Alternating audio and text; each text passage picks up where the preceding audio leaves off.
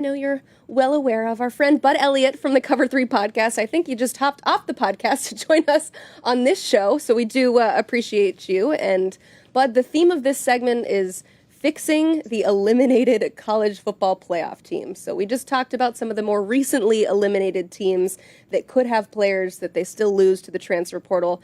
But I want to go in order of the teams when they were eliminated. So let's start with Indiana. They've already added 16 players in the portal. They are a top 20 portal team.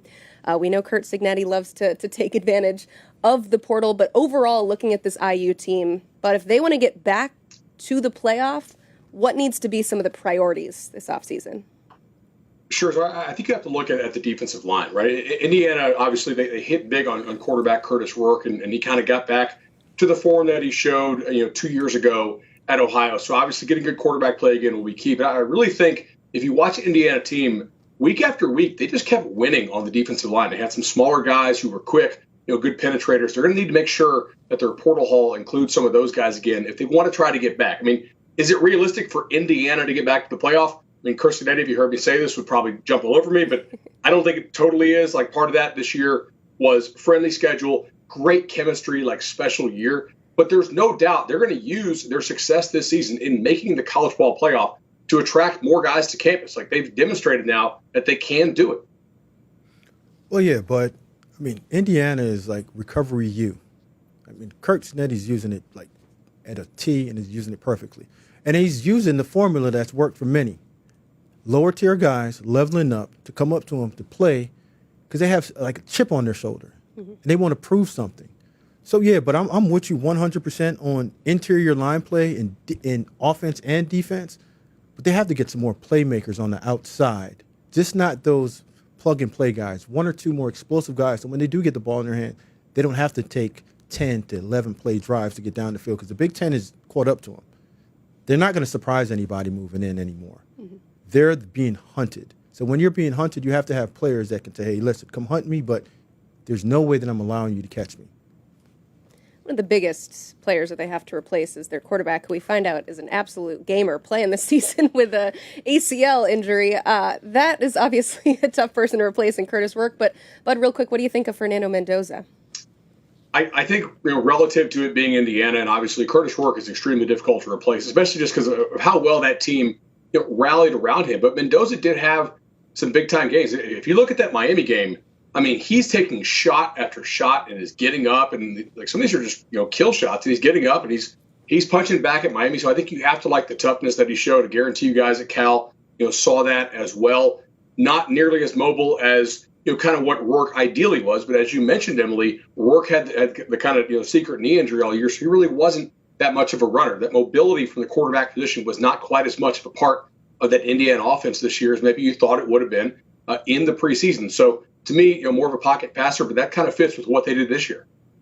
All right, how about SMU? I'm looking at what they've done in the portal. They only lost 3 players, which I find incredibly impressive to be able to retain some of the talent that you had from this past year that took you to a playoff and to the ACC championship game. So what should their offseason priorities be if they want to get back in that similar position or even better? Sure, I think you have to make sure you shore up the offensive line. This year when they ran up against Penn State, they had a lot of problems there. I'm not selling Kevin Jennings. He had a poor playoff game, but ultimately he did lead them to the playoff, and I thought was a far better player than Preston Stone was. So I think they have a nice young quarterback to build around. Much like Indiana, though, some of their best players on that team were those kind of fifth-year defensive linemen who are now going to be gone. Just guys who, and maybe they're not elite pros, but they were elite college players because they knew how to play with their hands, high-effort guys. They fit in the scheme well. You're already seeing SMU bring in a couple new defensive linemen here. Eric Taylor, obviously, coming in, and they also got another edge guy whose name I'm now forgetting, of course, because I'm live on the air. DJ Warner, excuse me. But I'm excited to see what they'll do to continue to improve that defensive line room. Yeah, they got to replenish that pass rush again because all those guys are gone. The Isaiah Smiths, the Jafari Harveys, those guys are long gone. And one of the good things that Rhett did was take a lot of the Miami players with him. So now those Miami guys are gone. What's the next bounce back? And that's now getting heavy in the portal, finding the same system that worked for you. Proven players at another school that are backups that that can play, that maybe only had 20 or 30% of the reps, but You look at it, we looked at it, you got beat up front on the defensive line and the offensive line. And you got to get a running back instead of getting a slot receiver in there to play running back, to turn out some of those hard yards, because there's a chance, again, that you might have to travel up north and play in the wintertime. And we all know that big physical running backs and physical teams travel well and give you that opportunity to win later on in the season. All right, let's stick with some ACC teams. Clemson already doing work in the offseason, firing their defensive coordinator, Wes Goodwin, and also taking some players in the portal. They're doubling their total over the last 2 years with 2 additions. So, Bud, I'll ask you, what do you think so far about their offseason, and what else would you like to see from the Tigers? Well, Emily, I think some of the most important portal stuff they're going to do is actually retention. Like, Clemson is not losing many, if any, players who they actually want to keep right now, which I think, speaks well of what they have going on from an NIL and cultural retention program. I was kind of running some of my early numbers. I had Clemson like 6th for next year. So maybe that's crazy. I don't know, but they don't lose a lot off this team. And I think they'll be pretty primed to make a run. And if Miami doesn't figure out what the heck it's going to do at quarterback, guys, Clemson's your ACC favorite with a bullet next year, in my opinion, unless Miami gets some stud out of the portal to come play QB, which, if you watch the bowl game, they kind of needed, obviously, when Cam Ward went out. Their offense totally sputtered. But I am kind of encouraged that Clemson is deciding to actually take some transfers who are like real transfers and not just guys who are like, they're like pseudo GAs like they've done in the past. Like, these are actual guys who I think will help and will actually play for them. I'm going to say running back, because when we saw Phil Maffa go down, that offense looked totally different. It became now, Cade, everything's on your shoulder, win its games. So go ahead. There's a couple of running backs out there that don't necessarily need to be your number one bell cow type runner. But if you look at the theme and just the trend of college football this year, Ohio State is still in the college football playoffs for a reason. They have a 2 running back system that they've used throughout the year. So both of those guys look so fresh right now instead of in December and January looking beat up. So go out, get you a proven running back that can get it done, and also get a tight end that can block on the edge, because a lot of times that you saw Clemson, they lost a lot of edge pressure. Mm-hmm. And they didn't have a guy there to block what we call the C area, to control the outside stretch scheme that they like to run a lot. Just because I'm in control and I have the microphone, I'm not going to let Bud make a wild statement without getting your thoughts. What do you think? Clemson, top 10 team next year, ACC favorite? Absolutely. Okay. They have the best quarterback right now. If you say, going back to it and just look at ACC, what's the best team coming back with the best roster? Coach Sweeney can look at it and say, yep, I got it. Majority of my players are coming back. The quarterback that played lights out in the last game that we saw him is coming back. Our receivers are coming back. And last time I checked, it's not like we disappeared and went anywhere. We're always a top 10 team. We just had a stumble of winning, 9 games, which is so bad, and played in the ACC, winning the ACC championship and going to playoffs. Yeah. So no, Bud is dead on with it. Yeah, they haven't lost enough for us to put them way back in number 13 and not get into the playoffs. They'll be back. Okay. We haven't mentioned an SEC team yet. There weren't a whole lot in the postseason, but the first SEC team eliminated was Tennessee. We had this whole will he or won't he with Mike Matthews, their 5-star wide receiver. He will stay in Tennessee. They did lose Squirrel White, who transferred to Florida State. Dylan Sampsons don't grow on trees, Bud. So what is the offseason priority for the Vols? Emily, despite the fact that they're able to keep the receiver, I think you probably need to go out and get one more as well. Like, if you look at it, the way Ohio State, the way Georgia played Tennessee this year, they really played them without being very scared of those receivers. And to me, like, if you're going to spread guys out like that and you're going to get those one-on-one matchups, you have to have guys who can win those one-on-one matchups. And like Squirrel White, to me, it's whatever, right? Like, the guy couldn't stay healthy. He wasn't an impact player for them. If you're Tennessee, it's like, cool, good riddance, right? Like, he's fine, but he's nothing special. I think if you're Tennessee, you want to look and go out and upgrade. You got to really retool and look at the way that you want to coach offense with Tennessee, because everything is speed, pace. And like Bud said, at some point you have to get some control, and control is always in player. What player can you look at Tennessee and say, you know what, regardless of what play that I call or what scheme that I've designed, can go out there and just win one-on-one? There was only one, the running back. And when the running back went down, you started looking around and you're like, whoa, where's it coming from? Mm-hmm. And you don't want to throw everything on Nico's shoulders, because I think Nico is a darn good college quarterback. But you still need some guys on the outside that don't need perfect balls to be thrown to him in order to make that play. So they are losing some. They lost Nimrod. They lost Caleb Webb. Those guys are size, possession receivers that know their system, and they're trying to replace them with younger players. And when you come in with younger players that haven't played in that system over a period of time, it takes some time to get them going. So you want to get some veteran, proven receivers that's played in college, that understand what it looks like. And they have to really retool and look at the way that they're playing, because those guys look like they were gassed at the end of the year. And the roster's getting cut down. Practice time might have to change, and the way that you call it and the way that you play it might need to change with the new way the landscape is laying out for college football in terms of the playoffs. So, Bud, it sounds like you're excited about Florida State's new wide receiver. I mean, look, if you take who Florida State took in the transfer portal at quarterback, I think you're signaling that you're going to try to go for a bit of a Moneyball approach, right? Yeah. Castellanos is a player who Georgia and Florida State recruited as a running back out of high school for a reason. He went to UCF because he kind of has running back skills, but he wants to play quarterback. UCF, who was Gus Malzahn at the time, they gave him a chance, obviously, to come and to play quarterback. And he goes to Boston College following the receivers coach. Like, you're not going to get stud receivers to go catch balls if you just went 2-10 and you just signed Thomas Castellanos in the portal. Like, that's just what you'd be a total idiot if you were actually a stud receiver and you're like, yeah, that's what I'm going to sign up for. I mean, let's common sense here. Like, I'm not unexcited for it. I think it's probably a good get relative to the circumstance, but like on the open market, no. Like, if Squirrel White was great, he would have stayed at Tennessee, right? Nico's a heck of a lot better than Castellanos is throwing the ball. That makes sense. Okay, we pivoted a little bit. Let's get back to fixing these playoff teams. We do this with everything in mind that it's already into January, not a ton of difference maker players available, but there is still the spring transfer portal window. But I'll also use this time to remind you, the SEC has their own special rule that says that SEC players cannot transfer within the SEC for the spring transfer portal window. So making it that much more important to get a lot of that work done now.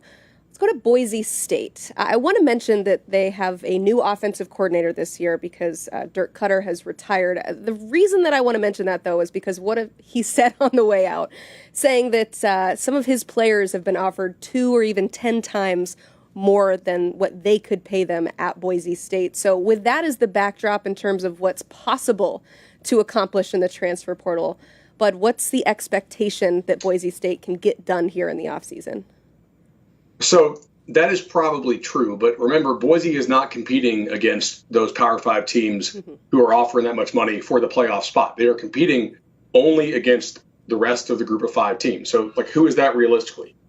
Tulane, Memphis, maybe UTSA if they bounce back, in their division, Colorado State, UNLV, obviously, Boise because that's themselves, maybe Army, maybe Navy. Like, of those teams, and I don't think I'm missing anybody, maybe I am. Obviously Liberty as well when they're good. Do any of those teams have way more money than Boise does for the transfer portal? I mean, Liberty probably has more than Boise, but not 10x. So, yeah, it's probably a factual statement, right? At least top to bottom. Like, Boise seemed pretty competitive in keeping Ashton Genty. So if they have a truly special guy that really helps the local economy and people are booking hotel rooms to come see that kid, then maybe everybody kind of bands together and pays up. But Boise is a G5 team, and they're like the best G5 program out there, arguably. But I don't think it's realistic for them to say, yeah, we're not going to lose players to the upper P5 because of the number of rev share those guys are going to go with, and obviously the donations from boosters. So I wouldn't really worry about that so much if I'm a Boise fan. Obviously, they lost the quarterback to UTEP, but I mean, if you transfer from Boise to UTEP, it kind of tells me you're probably a bust at this point, right? So, or at least trending towards being one. I mean, shout out to Brandon Jones, one of my guys that I taught as a general manager out there. He's an incredible talent evaluator. And he understands that they do have to get into somewhat of the landscape of trying to get some of the better players, but they also understand that they can't shop in the same mall or the same aisle that the Florida States, the Alabamas, the Georgia are doing. But here's a couple of things they have in their favor. They're on the West Coast, JUCO. They can go heavy shopping in there and do a very good job of it. They're one of the better schools that are evaluating international talent. And their international talents have always been very good. And they sit right there in that big sky country where you have the Dakotas and the Montanas, that they can do a little bit better portal shopping with those guys because it's convenient. Just come on down the road and get down to Boise and play. All right. Right, 12 outgoing transfers for Boise State so far this year. Arizona State, Sam Leavitt is going to be back. We know that. So what pieces does he need around him? I think if you look at Arizona State, right, when they lost Tyson, they put up a pretty valiant effort to go ahead and beat Iowa State and then to take Texas to overtime, right? But they do need, I think, more receivers outside who don't need to be schemed up. You know, a lot of these guys they have are guys who, you know, credit to Arroyo and Kenny Dillingham for how good of a job they do scheme it up. But part of the way they scheme that up is because defenses are so focused on Cam Scatterbo, who won't be there anymore. So, you know, the answer might just be go get another stud running back. And if Smoke's going to go with that, I'm going to co-sign that for sure. But I think with less attention being paid to the running back position this year, you're probably going to need more guys on the outside who can win without some of that window dressing. Yeah, they got to attack that receiver room. You just can't have one dynamic playmaker out there. And as much as it is college football, the tight end position is one that you can take advantage of because the middle of the field, RPOs, safety play, and just the inability for young players to play with good eye discipline, tight end, receiver room, and they got to also address the interior of their offensive line because they're losing a lot. I would say there's not a ton of stud running backs still available, but we've seen running backs come from the Division II level and come up and have a lot of success in the SEC. Like, you know, it's not necessarily based on the rankings. No, but here's the beauty of running backs. The beauty of running backs, a lot has to do with the scheme and the players that you have around them. And like we're both saying, if your players on the outside are truly dynamic enough and you have a difference-making tight end, and you don't have to be uber talented. You just have to have a different skill set. You just have to be able to line up in the slot, the number one or number two receiver's position, and create somewhat of a mismatch to create those gaps and those holes and those light boxes where we like to call them with 5 instead of 6 in a box in order to create those explosive runs. And they're a stretch zone team. So you don't necessarily need to have big, physical, dominant offensive linemen because a lot of their yards are earned on the edges, and they can cut back with the running back using their vision. The running backs to me are dime a dozen. You can get a bunch of those guys. You can shake a tree right now that can fall off. You can get a guy that can get you 1,200 yards. But again, you need 2. So you can match it. You can get a small guy that's dynamic in terms of third down and catching the ball out of the backfield, or you can get a hammer that can go up in there just like Scatterbo and knock people around and figure it out at the end of the year. All right. Oregon, unfortunately, ran into the buzzsaw that was Ohio State. I'm not sure we can argue they needed a ton of fixing necessarily because they're a fantastic team this year. But overall, off-season priority-wise, where do you see the Ducks targeting this portal or just anything in this offseason? Sure. So we've already seen them address the lines of scrimmage pretty hard. I thought they had much better lines of scrimmage this year than maybe I realized they were going to have to start the season. Obviously, they went to the portal for 2 big-time defensive linemen to start this year, and both those guys were really, really good. And I think it's a great point you make. Like, they just got blown out by a team in Ohio State that finally started playing up to the potential that we thought maybe they could play with in the preseason. We were like, oh, that's a $21 million super team, right? You know, they finally started playing like a $20 million team over the last 2 games. So I don't think there's any shame in Oregon season. It was a great season for the Ducks. Quarterback-wise is going to be interesting. Like, do they really like what they have on the roster? Obviously, they're losing Dillon. So, I mean, who's really out there? Is it going to be Ewers? If Ewers hits the portal, like I think a lot of us assume he will, is it going to be Oregon? Is it going to be Notre Dame? Are they going to get into a bidding war on this? What's that going to look like? It may be quarterback still. Yeah, Oregon still, to me, the way they play looks like a Pac-12 team. They have to adopt the way of how their conference is being played. They won their conference this year. They did win the conference. I was like, I have to point that out. No, I'm with you. But you're saying to get them over that hump, adopt the way that this conference is being played. And that's heavy in terms of the interior and defensive line. Because, yes, you can go and win 12 games or 13 games in a season. But, again, college football is not played in the regular season anymore. The regular season is, once it's over, it's over. Now you have to retool yourself.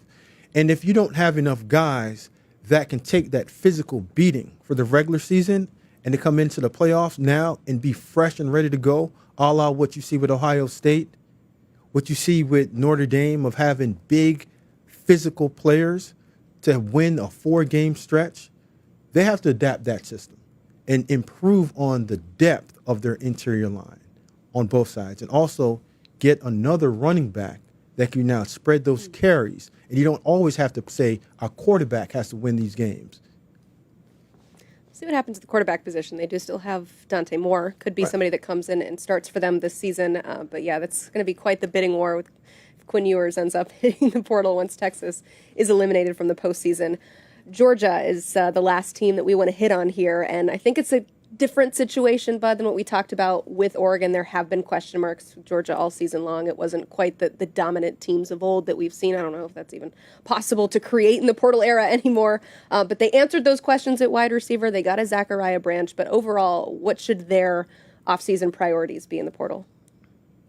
I think they answered like a question at receiver, because I think Zach Branch is a unique and interesting get for them.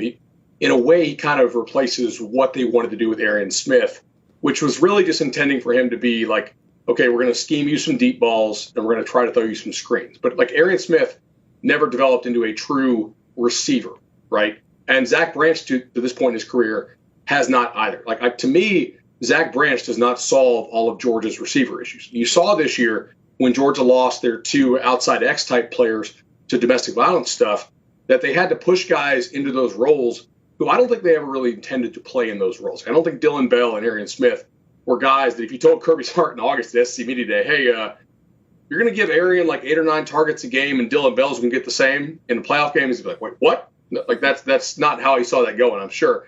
So to me, like Branch is sort of their gadget guy that gives the offense some explosiveness, but I would still question like who's their big target on the outside? Like who's their guy who's an actual X? Maybe they're going to develop it internally. They like some of the young players who they have signed, and maybe that's the answer. Or maybe the answer is there's just not somebody left in the portal to go get. Like we knew it was going to be a very expensive receiver year this year because there wasn't maybe a ton of like the real high end stuff. Obviously LSU got one who I know just from doing the Monday show, the 105 with Coop, he really likes. But it wasn't a great deep X year in the portal this year, and maybe that's the issue for Georgia. But to me, who on the outside for Georgia scares you next year? Is Dylan Bell going to learn to catch? Because maybe, but Notre Dame wasn't scared of him. Yeah, the obvious answer is always look at the little guys on the outside that are dropping the ball and aren't explosive players. But Georgia really has to look at who's evaluating their offensive line. Mm-hmm. Studying the Georgia's offensive line this year, I haven't seen it play this poorly. I mean, the quarterback got hurt because the left tackle couldn't protect. And last time I checked, Georgia's always had that. So the way that they're evaluating their offensive line prospects and also playing young guys, they might need to take a look at that, get some older guys to give those young guys time to come in and get developed. Because the old system of having 2 and 3 deep at each position and giving those guys time to do that, those days are gone. So now adopt the principle of understanding that we have to go out and go into the portal and get a starter at the right or left tackle position and give Monroe Freeling an opportunity to get developed during practice, maybe take 20 reps during the game instead of taking the full allotment that he's not ready yet to play at the most prime position in college football, which is left tackle on the offensive line. Mm-hmm. Just thinking as we're having this conversation, Bud, I'm curious your perspective on this. We have so much great advice, we, meaning you two, have great advice for how to fix these teams, what they should be targeting, the difference makers that they need to add. What sort of disadvantage is there to playing in the college football playoff as it pertains to the transfer portal window? Because it sounds like a lot of these teams are kind of joining the party late. I think you nailed it, Emily. I think you're at a bit of like an information disadvantage because you don't necessarily know what some of the players on your team are going to do. Like we heard Matt Zenitz on the former segment, saying, "Hey, I do anticipate a lot more guys, from that team or that team who just got eliminated to enter in the coming days." And Smoke will tell you, like you talk to kids, like, "Yeah, coach, we're good. I'm coming back." But then, hey, other teams get desperate. Eventually, like the only new guys who can enter the portal are on these playoff teams. So it's all eyes on these playoff team rosters, and people are looking around like, "Oh shoot, sitting on my wallet here. It's getting late early. Need to come off that wall a little bit and up the offer for some of these guys behind the scenes." And all of a sudden, they do hit the portal. So I think you are at a bit of an information disadvantage. I'd like to see the window move to spring only, but obviously, I think the courts would be like, "Yeah, we're not really going to force these people who you say are not employees to stay an extra semester at a school, right? Because they're just students." So it's a kind of a tough situation here. We don't see a lot of restrictions happening nowadays when it comes to rules. No. They're not adding rules; they're taking them away. What do you think about this? They're finding ways to manipulate. Yeah. Here's the thing that is the biggest disadvantage. Most of these teams, their best recruiter is their head coach. Mm-hmm. And you're so focused on game planning, winning that game, making sure that you're retaining the players on your team, that you kind of get put with a cover over your face of not understanding what your team truly needs. Because you're looking at your team saying, hey, look, we're still winning. We're not going to lose anyone. But in the grand scheme of things, you're losing a lot because a lot of backdoor deals are being made while you're at practice to even winning the game. Yeah. All right, Bud, I'm going to say goodbye to you. But before, real quick, I want to promo the Cover 3 podcast. You guys are doing something really cool this week with a live show, right? Give us a quick synopsis. We are actually. We're going to be in Dallas there on Thursday to preview the Cotton Bowl and also live watch along with the Orange Bowl. So Live Nation picked us up. So we'll be at Tannehill's in Fort Worth, actually. And it's all indoors. It's going to be 29 degrees outdoors. Won't have a crazy line outside. I think we've sold like 400 so far.